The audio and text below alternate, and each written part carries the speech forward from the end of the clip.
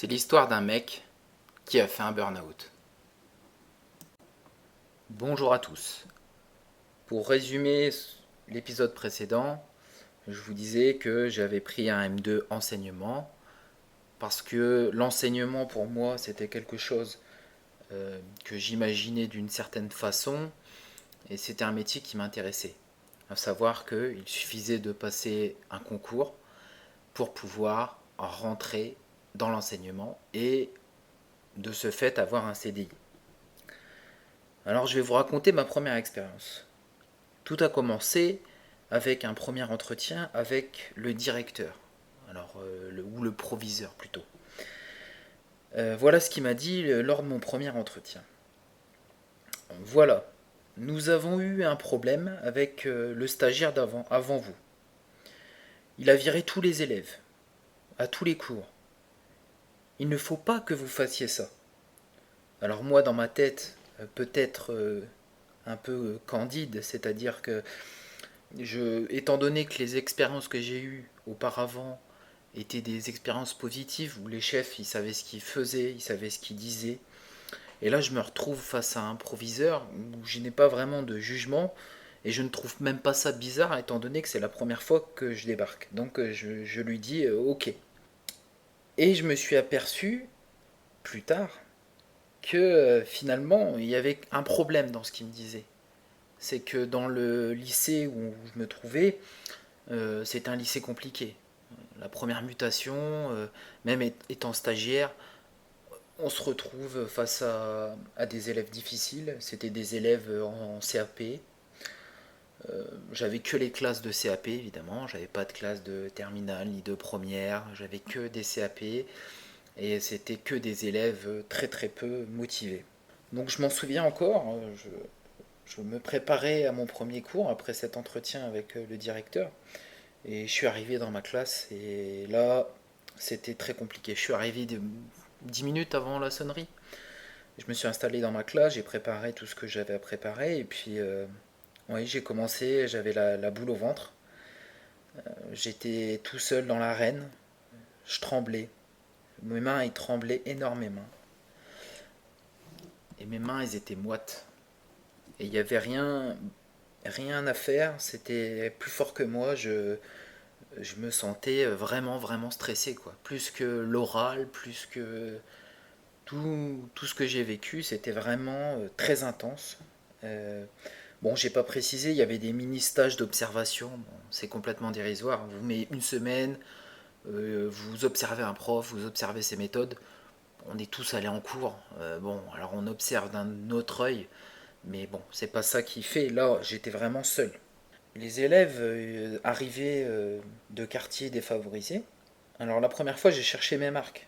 J'avais beaucoup préparé le premier cours et les cours qui allaient suivre. Donc ça s'est plutôt bien passé la première semaine. Alors les élèves, ils étaient plutôt cool, mais c'est normal. Au départ, ils vous font des petites remarques, des petites plaisanteries, bon voilà, pour regarder comment vous agissez.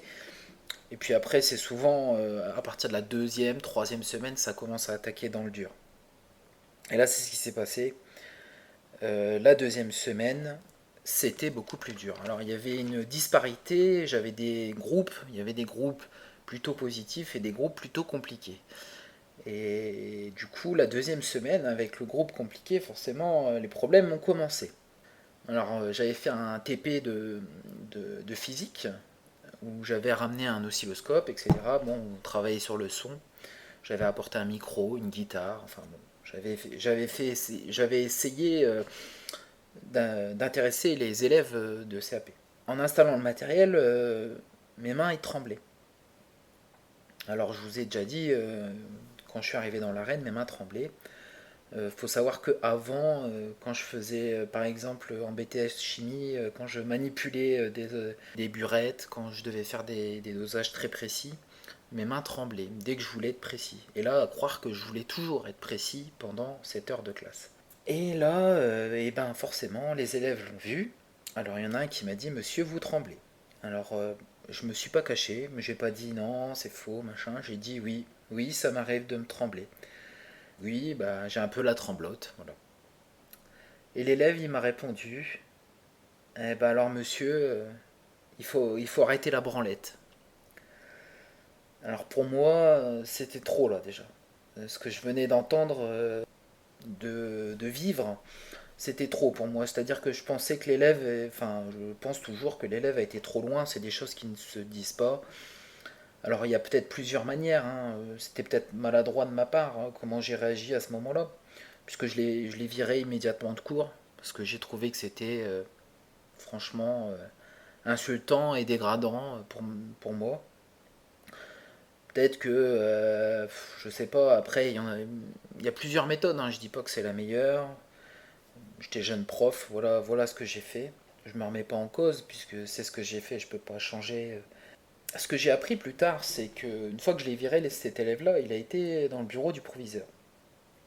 Et je l'ai su qu'après, en fait, parce que le proviseur, ce qu'il a été dire à l'élève, c'est un peu surprenant. Il a dit à l'élève clairement, il aurait pu le prendre avec humour. Bon, c'est pas complètement faux, mais bon, voilà, moi je l'ai mal pris sur le moment. Et il lui a dit à l'élève, ne va pas trop fort, c'est un stagiaire. Voilà, un proviseur qui dit ça à un élève. Pour ça qu'après, plus tard, avec l'expérience, je me suis rendu compte que ce proviseur-là, c'était quand même bien, bien spécial. Alors je travaillais énormément mes cours, et là, vers le milieu d'année, une grosse fatigue est apparue. Évidemment, quand je vous dis que j'ai des tremblements, c'est mon corps qui parle à ma place, et toutes les dissimulations de mon esprit, le corps parle, quand l'esprit ne peut pas forcément parler. Et je me suis senti donc beaucoup fatigué. J'avais l'impression de travailler des cours pour des élèves qui n'est pas du tout intéressés. J'avais l'impression de rater, en quelque part, pas rater mes cours, mais je donnais le maximum et j'ai l'impression que bah, ça changeait pas grand-chose en fait finalement. Alors après pour la gestion de classe, j'ai eu une inspection avec ma tutrice de l'époque. Et puis elle s'était mise dans le fond de la classe. Alors le début du cours, parce que moi j'avais une vision un peu différente, disons-le comme ça. Pour moi c'était plus, je voyais un cours comme plus un dialogue que il faut écrire, il faut prendre des notes, enfin prendre des notes avec des CAP c'est compliqué, mais je veux dire plus une interaction avec les élèves, plus un moment où on va parler, on va apprendre. Ils vont me dire ce qu'ils font en atelier, et moi je vais leur expliquer la science, les maths qu'il y a derrière, etc., etc. Et puis donc mon cours, je l'avais commencé comme ça quand ma tutrice est venue. Sauf que là, un peu compliqué parce que du coup elle m'a dit, à la fin de ce truc-là, le début du cours déjà c'était très compliqué, les élèves étaient dissipés, tout ça. Et elle m'a dit, ouais, moi je croyais que là l'heure elle était foutue pour toi, je pensais pas que t'arriverais à quoi que ce soit là, puisque les élèves étaient énervés, il n'y avait pas trop. Elle m'a dit, ouais, je sais pas. Elle a dit, ils étaient vulgaires, etc. Mais j'avais quand même réussi au bout de 10, 15 minutes, 20 minutes, à force de parler, de les intéresser, j'ai réussi à faire quelque chose. Et au bout de 20 minutes, les élèves me posaient des questions. C'est un cours interactif. C'est très compliqué à mettre en place. Cette chose-là, c'est pas inné. Alors il y a certains collègues où c'est inné, moi c'est pas inné. Du coup, à force de parler, le cours c'est bien tenu. Mais elle m'a dit, quand tu as préparé ton cours, est-ce que tu avais un objectif clair? Alors oui, j'avais un objectif clair dans le sens je voulais parler de physique, partie du bulletin officiel. Après, j'avais pas d'objectif fixé, c'est-à-dire que le début du cours pour moi c'était, bah, disons 20 minutes où on parle, en introduction. Alors j'avais pris quelques notes, c'était pas très, très organisé, je l'avoue. Et du coup, elle m'avait dit oui, à chaque début d'heure, tu dois te fixer un objectif, tu dois y arriver, tu dois mettre les élèves au travail, etc., etc. Comme si tout le dialogue, tout ce qu'il y avait eu avant, ça comptait pas parce que c'était pas écrit. Enfin, pour elle.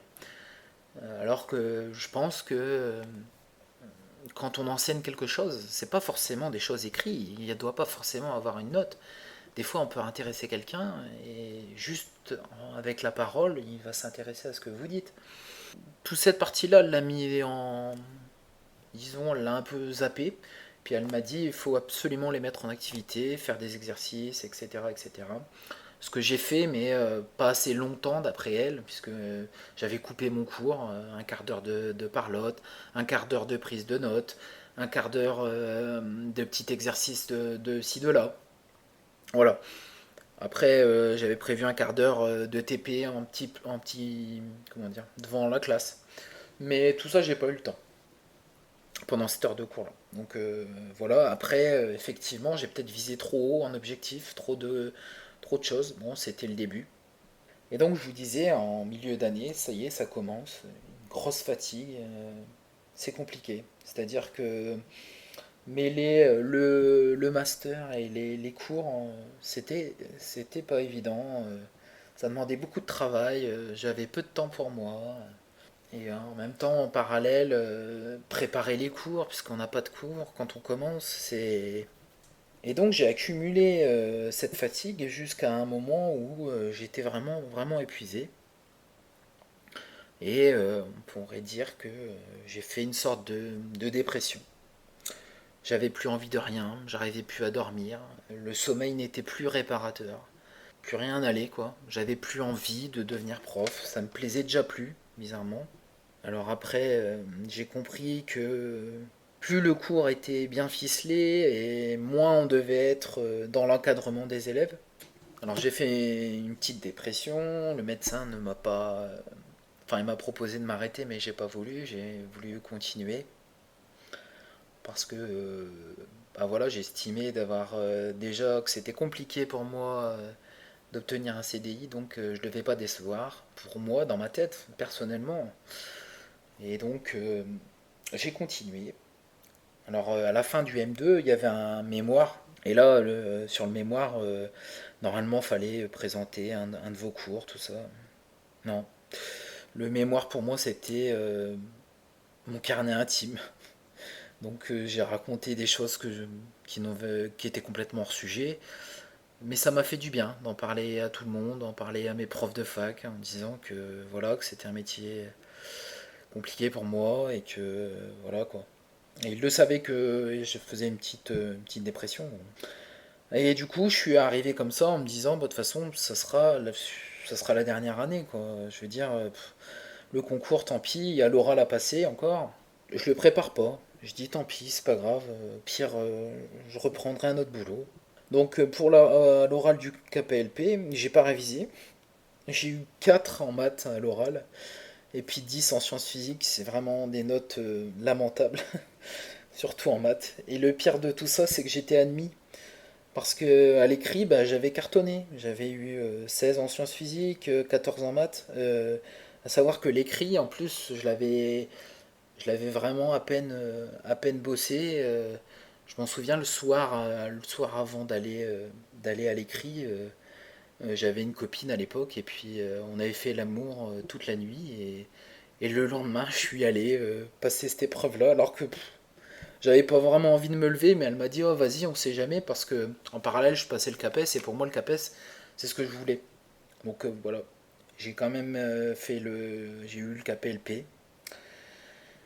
Et à ce moment-là, ben, franchement, je voulais arrêter, mais je me suis dit peut-être c'était une mauvaise année, peut-être que je suis pas tombé sur les bons élèves, peut-être que j'avais pas les bonnes méthodes. Alors je me suis dit, je vais me laisser une deuxième année pour voir un peu ce que ça donne. Et donc voilà, je vous raconterai la deuxième année dans un prochain épisode. Je vous remercie, au revoir.